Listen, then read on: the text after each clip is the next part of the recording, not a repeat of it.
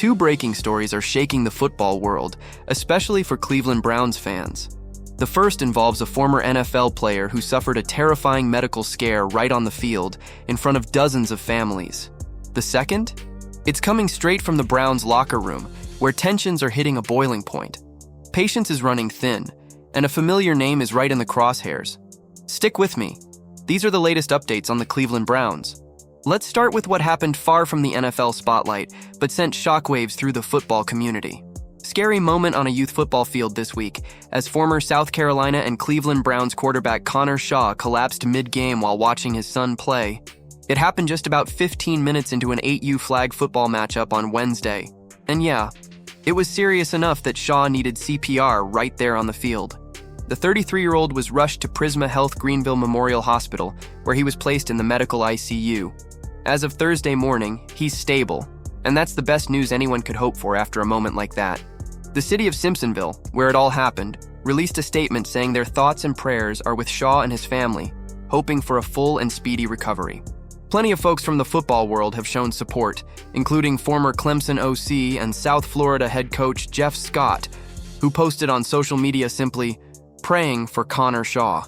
Now, for those who might not remember Shaw's NFL stint, it was brief, but notable.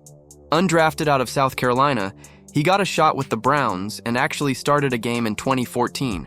He threw for 177 yards and an interception in that one appearance. Cleveland held on to him for another season before he bounced over to the Bears in 2016, but a broken leg wiped out his year.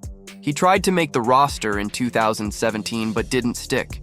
Of course, most folks know Shaw not for his time in the league, but for what he did at South Carolina. The guy was electric in college.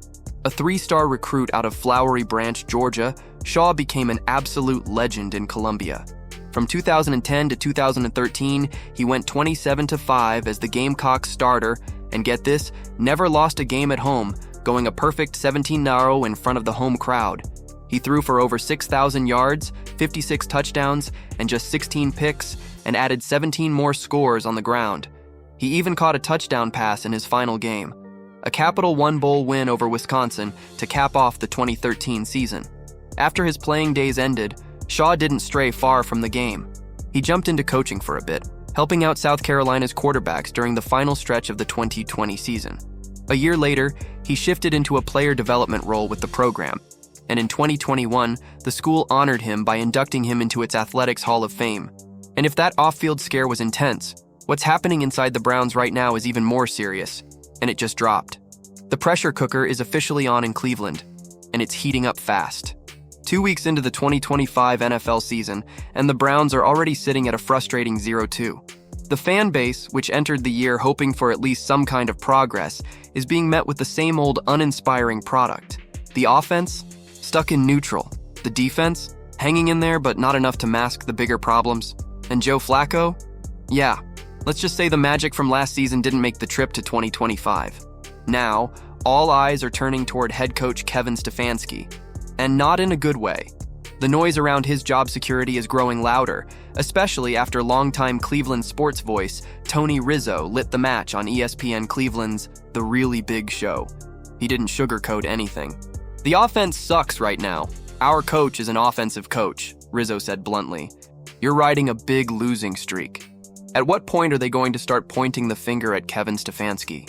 He wasn't done there. Rizzo laid into the Browns' ongoing issues with discipline, saying, "The Browns are still beating themselves. That's coaching." He pointed out the same frustrating patterns, penalties, lack of execution, sloppy football, that have haunted this franchise for years.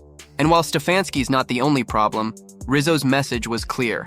6 years in, things shouldn't still look this disjointed. Since taking the reins in 2020, Stefanski has compiled a 40-46 record and taken the Browns to the playoffs twice. But let's be honest, those postseason appearances feel like distant memories at this point. The hope was that he'd bring stability and offensive firepower, but neither has really stuck. Sure, it's not all on Stefanski. The quarterback situation has been a rotating door of bad luck and questionable decisions. Off-field drama, plenty. But fair or not, when a team keeps stumbling out of the gate, the head coach usually takes the fall. If the Browns don't pull themselves together quickly, don't be shocked if ownership starts looking in a different direction. because right now, patience is wearing thin in the land, and the clock might be ticking on Kevin Stefanski. It's tough seeing a college legend go through something so serious, and just as tough watching the Browns make the same mistakes year after year. If you're into this kind of coverage, hit subscribe so you don't miss any Browns updates.